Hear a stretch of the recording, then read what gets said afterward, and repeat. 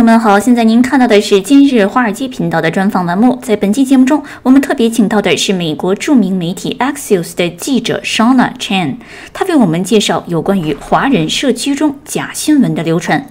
在这次采访中，我询问了他有关于假新闻为什么会在华人社区中流传，有关于大选的假新闻如何产生，以及作为一位资深专业媒体人，他如何看待社交媒体上的舆论乱象，又如何解决呢？以下就是专访的详细内容，我们特别配备了英文以及中文字幕，但还是请您以采访原内容为准。Do you want to get us started? First, introduce yourself a little bit, and then talk a little bit about your project, what the paper was about, and what were some of the main findings you had in that paper.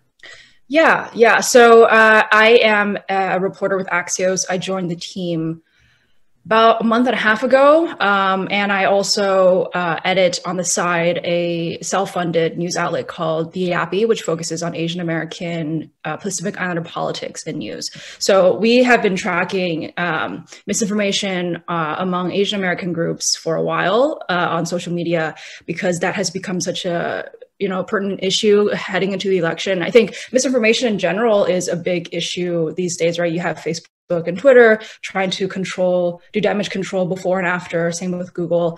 But for us, I think, what Bethany was interested in was, she's the China reporter, and she was interested in how, as you said, like things were being distorted on Chinese social media, who's doing that distorting and why. So studies that have been done on WeChat in particular before have found that, there's a lot of polarizing information on the platform. And I believe Qi Zhang of Columbia Journalism Review called it, actually, I'm going to butcher what she said, so I'm just going to paraphrase, like asymmetrically hyperpolarized. And these are hyper-partisan posts that people are transplanting from, far right, primarily outlets online. And so the information already is kind of skewed, and then they are putting it on WeChat and circulating it. And, far right misinformation tends to circulate a lot more on WeChat than far left, or even just like left misinformation. And so it's interesting to see the kinds of narratives that come out of that, right? Because obviously these hyperpartisan far right news outlets are going to be saying one thing about the election, pushing perhaps the election fraud kind of narrative that Trump has been pushing. And then because Chinese Americans might not go to like mainstream English language media, right? Because they're immigrants and, use WeChat as their access to news. And WeChat doesn't have really a fact checking service for the US. So it becomes this information bubble that just expands and expands. And that information is passed on and forwarded within the mechanisms of WeChat and the groups, right? And news feeds. So it's a really big issue. And I'm sure that you all have your own perspective on that, but it definitely is a big factor in this current moment, especially because there were posts on WeChat on election day that were warning Chinese Americans to stay away from the polls because there would be some like National Guard crackdown, which obviously was false. So those kinds of techniques, are unfortunately very, very prevalent. I see. So, you mentioned the platform WeChat, which I thought was really interesting. So when we think about WeChat, we think of it as primarily a messaging app, right? Like WhatsApp. We don't really think of it as a sort of a primary source for news or even a news outlet.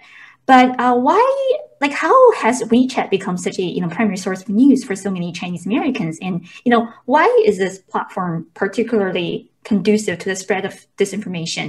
Can you just help us understand the platform a little bit better? Yeah, it's so special. It's I think for people in mainland China, it's kind of maybe hard to understand because, like you said, it's not a news app. It's a messaging app. Well, it's like I was very shook actually when I went to China with WeChat because it can do so many more things than just message. But I think in the States, because because there isn't really an easy way to form community if you're an immigrant and you don't have access to resources and access to to like making those connections with the people around you. WeChat becomes a primary way to do that. So a lot of Chinese immigrants, first generation Chinese Americans, will flock to WeChat to share resources with other people, share information. And then slowly that becomes a place for disseminating news or, blog posts and et cetera. And like I said earlier, because a lot of Chinese folks on the app, Chinese Americans on the app, don't necessarily read English language news or English language fact checking tools like Snopes or PolitiFact. Their sole window of news is really just WeChat and whatever circulates on there. And so, so then whatever they take in is what they're believing about the US. And so it becomes like a very one-dimensional view. Mm-hmm, mm-hmm. So, I don't use WeChat regularly, I have to admit that. But there was a couple of times when I sort of go on WeChat and see what's circulating around there. There's one thing sort of jumps out to me. I just feel like many of the information about US election on WeChat are actually sort of carrying to the insecurities of the Chinese American communities, right? So we see the portrayal of Biden as a pro-Beijing candidate. I feel like that's sort of catering to some first-generation immigrants' fear of the communist regime. Many sort of escape the regime to come to the US for freedom. And that's sort of catering to that aspect of their psyche.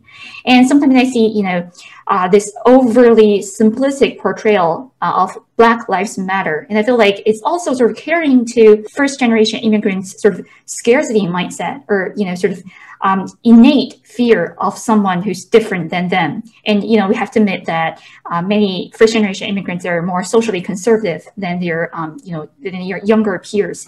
So, that strikes me as especially manipulative because, if you see a piece of information that's just reaffirming your prior belief, it's just easier for you to buy into that. I am no exception here. If I believe, a certain dieting regime is healthier than the others, and if I see news articles confirming my prior belief I just tend to believe it's true rather than something sort of contradicting myself. Do you think that also, is that sort of a deliberate strategy of disinformation? Do you notice that aspect? Yeah, no, definitely. That's a huge part of why it's easy to kind of it's easy for Chinese American immigrants to buy into these narratives. So like I mentioned earlier, a lot of the posts are transplanted from hyperpartisan news websites. And actually, I remember reading a piece, I don't remember where it was from, but they spoke to somebody who was a pro-Trump supporter who had his own microblog on WeChat and was basically using that microblog to push out like these narratives with false and misleading information about certain things that were going on to to push at the buttons. And so he was deliberately, like trying to play into these, like you said, insecurities, fears, concerns. And he knew what he was doing and he did it very well. And that's how he really amassed this huge following that ended up being a big supporter base for Trump in 2016. And this was a Chinese person. But I imagine that it's also, it's very easy for non-Chinese people to play into as well if they know how WeChat works and operates and understands that, the Chinese American community's fears. And so in that manner, I think it's really interesting because it seems like the right does like understand and see the issues that are really pertaining to Chinese American community. Like you mentioned, the kind of fear of communism, socialism, that tag was really attached to Biden right throughout the leading up to the election. Affirmative action, the fear that means Chinese American students will be pushed out of elite colleges. Black Lives Matter, like you said. I think that in particular played into Chinese Americans or Chinese folks kind of cultural values of respect for authority, right? Respect for for those kind of the people who are maintaining security. But obviously in the States, that's very different, depending on the dynamic of the racial relationship. So it's a very targeted mechanism in a lot of ways. I see. Yeah, no, that's super interesting. But there was this article published in the Wall Street Journal, I think, which I thought was really interesting. So the article was about how many Chinese pro-democracy activists who came to this country more than 30 years ago, and they are sort of well embedded into the U.S. society, and they understand language well. They have no problem communicating with others in English, and they have no problem reading those English newspapers and stuff. But they have come out supporting Trump's allegations of election fraud, and they have sided with Trump and Trump supporters in calling CNN and New York Times fake news media, all bought out by Beijing. We see their narratives circulating online. What's even more concerning is many of those pro-democracy activists have a sizable online following through social media platforms like Twitter, YouTube, and they have effectively become secondhand disinformation super spreaders in a sense that people believe in them. They thought they had credibility, but what they actually spread online is no different than sort of the disinformation spread by the far left English language source outlets. So how should we understand those group of people? And they have no problem understanding English. They don't even use WeChat.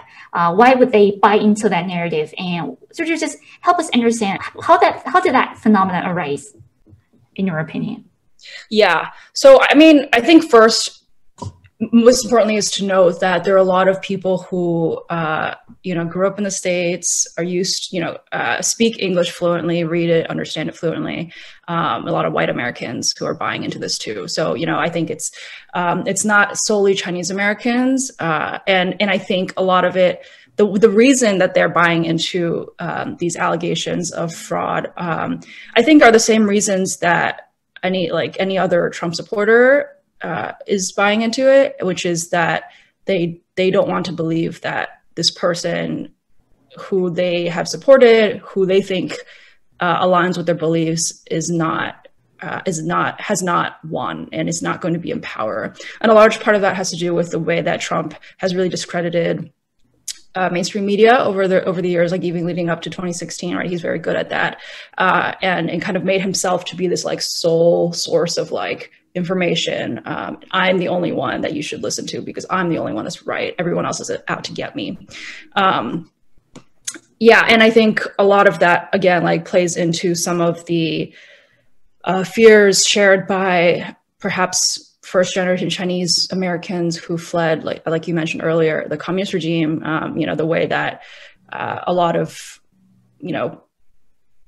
news outlets and became machines for propaganda at times. And I think there's a lot of wariness of journalism for similar reasons in the States. And then I think as for the pro-Trump public figures within the Chinese American community, I do think that a lot of the reasons that they propagate these disinformation and misinformation is because they, like I mentioned, want to be in close proximity to power, and for them, Trump is that power, and that is.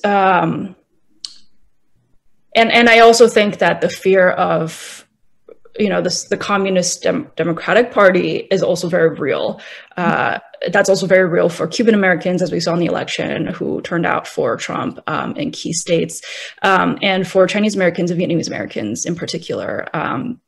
And so that's a pain point, right? So if you're just constantly pressing on it as this public figure, then it becomes a larger narrative that then kind of reverberates among your following. And then you have a group of people who are basically backing your beliefs and trying to, help you maintain whatever kind of connection you have to power, or at least a certain type of authority. Mm-hmm. So I think it's really easy for Chinese American immigrants to get caught up in that, especially because I think, a lot of the reasons that they believe that Trump is the only one that you should listen to because I'm the only one that's right. Everyone else is out to get me. Yeah. So I think it's really easy for Chinese American immigrants to get caught up in that, especially because I think, a lot of the reasons that they believe that Trump is the only one that you should listen to because I'm the only one that's right. Everyone else is out to get me. this is one thing that American media in general is really poor at, is covering Asian American communities. And then, you know, within that Chinese American communities, I think there are a lot of kind of perceptions that kind of pair Chinese Americans with China, that, you know, that which is obviously not accurate and unfair. And so for a lot of Chinese American immigrants, that means all the more reason for them to be turning away from these outlets that are not covering them. And then if so, covering them in a way that kind of aligns a lot of their potential interests with the Chinese government, or at least like portrays it in that way as an effect, after effect. I see. So yeah, so, you know, there's a piece of data that I noticed which caught my eye and I thought was really interesting, but also puzzling. So I remember reading from the 2020 Asian American Voters Survey, and basically the survey showed that out of the 6 ethnic groups they surveyed, only Vietnamese Americans you know, expressed more support for Trump. I think the number was like, you know, 48% versus 36% for Biden. And also, you know, if you look at CNN's exit polling, I think Biden also won over the majority of Asian Americans and, you know, Pacific Islander voters in this election cycle. I remember the AAPI votes for Biden was like 61% versus 34% for Trump. But, you know, that picture sort of doesn't really jibe well with what I see when I go on, you know, Chinese Twitter. So how should we understand the discrepancy between the poll numbers and what we see on social media? Yeah, that's a good point. I think that is a very hard question to answer. And so for the most part, as you said, you see in the survey, Chinese Americans support a lot of progressive causes, including, you know, equal rights for Black Americans, and pathways to citizenship, et cetera, et cetera. So there's definitely been a lot more coverage of the sector of Chinese Americans that are, you know, particularly far right over the years, I think, because they have made so much noise and in a way that is like, what's the word? That you can't kind of overlook them for. And like, you know, we've spoken about on WeChat, that has become a really prevalent issue. So they're very good at flooding the site, the platform with all of these posts. And that has caught the eye of, you know, a lot of journalists, including yourself. And that means then that that story is getting told about the Chinese American community, when in reality, you know, the larger population is not, you know, with this minority, this vocal minority.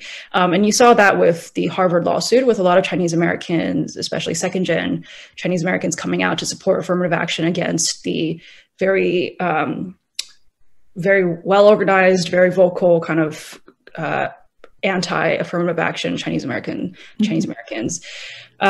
So yeah, I don't have like a straight answer. I think a lot of it is down to who is getting attention and who's making themselves the center of attention. And so, you know, that has a lot to do with coverage too, and how people are being covered or reported. Right. You know, I think it's really interesting that you mentioned that, you know, sort of if you look online, it's sort of the most extreme voices that are getting the most traction. So I think that's also, you know, important to keep in mind. So, you know, when we understand the issue of disinformation among, you know, Chinese American or Asian American communities, it's not like every single Chinese American is buying into those issues. It's more like we hear the most extreme voices more often. But I also think it's important for us to sort of understand what are the actors behind those disinformation campaigns and what are their motives. I mean, some of them might have a political agenda. Others might not have anything, you know, sort of an agenda per se to spread. But can you please help us understand, you know, sort of what are the players out there and what are some of the motives as you see? I think a lot of the motives, as you mentioned, are political, wanting to see certain political figures, wanting to see certain political figures in power, whether that means, you know, on a local level or on a presidential level. And and that, you know, for them means that their issues will be represented, right? Their concerns will matter, which for any American is always the goal.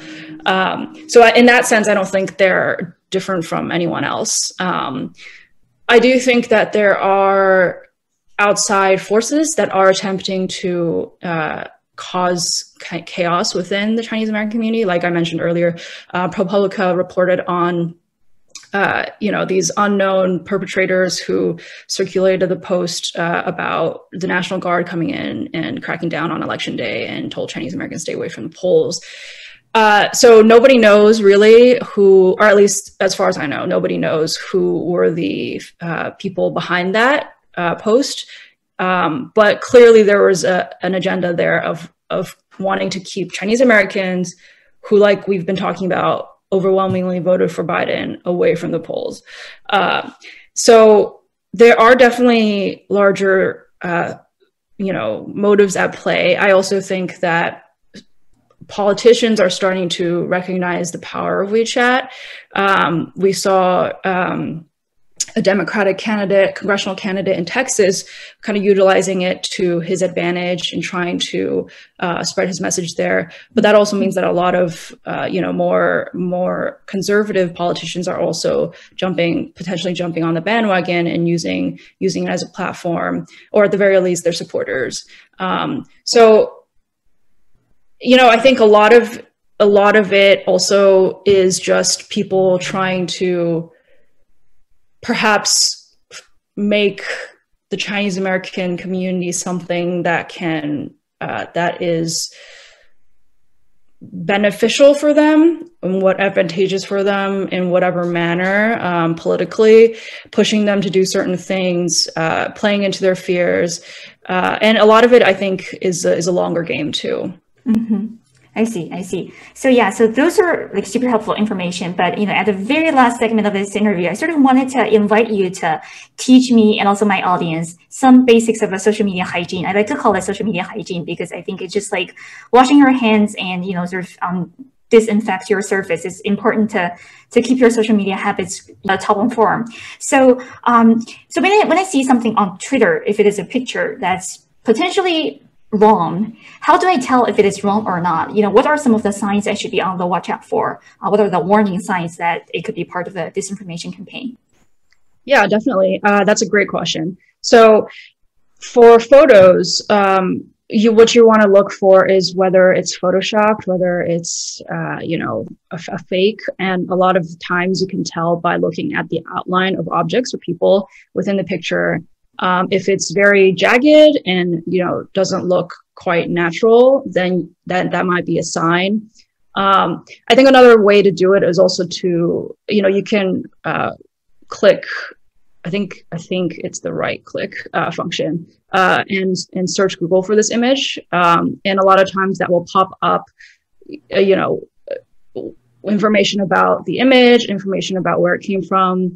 And you can go from there, find the metadata to find the original image to see if it is correct, or not correct, but not photoshopped and not tampered with.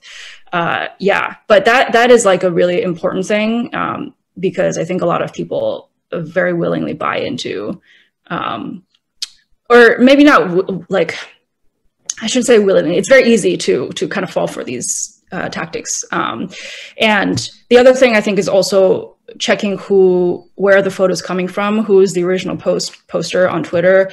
Are they a journalist? Are they, an expert in this like matter that's featured in this photo? Are they a photographer?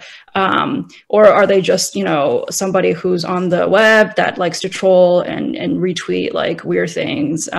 It's not always going to be that obvious, but, be skeptical. That's what I would say. Tend toward the accounts that are, journalists like reporters accounts, or kind of organizations accounts, accounts with not all accounts with the blue check will be factually accurate necessarily, but I think that does lend credibility, and that can help a lot too. I see. At least you know who the person is behind that post. So, if there's something wrong, you can hold him or her, accountable for that. That's super interesting. So another thing I think you just mentioned, which I thought was really interesting, is that how Trump has discredited the mainstream media, over the past years, and how that had worked in his favor. But I also wanted to, use this opportunity to have you introduce to us how journalists in mainstream media actually work. So can you just walk through sort of the life cycle of a news report? How did you get tips? How did you, check your sources? How did you fact check? How do you confirm? How do you publish it? And if something, goes wrong in that piece, how do you make revisions? Just, walk us through sort of the life cycle of a news story. I think that would be interesting. Yeah, no, definitely. I think that's one of the things that he was able to play on, because I think the process behind journalism was very non-transparent prior to all of this. So every day, in terms of tips or looking for things that can turn into stories, we're really scoping social media, looking at other outlets, checking with sources, and a lot of times people will pitch us things too. And so, sending a press release or sending information about a potential thing to cover. And then, once you decide that you're going to cover that, you really go kind of a couple things, looking for information, research on that area. So whether that's looking at specific, published journals or information reported by other outlets that you then cite, interviewing folks that are relevant, talking to them about the story, asking them for basically proof basically of what they're saying, whether that's in emails or phone records, or any other kind of materials. And then for the fact-checking process, we have editors look over everything, and obviously you want to fact check as a reporter, and then your editor will also help fact check. Fact checking really takes a look at everything in your story that can be considered, something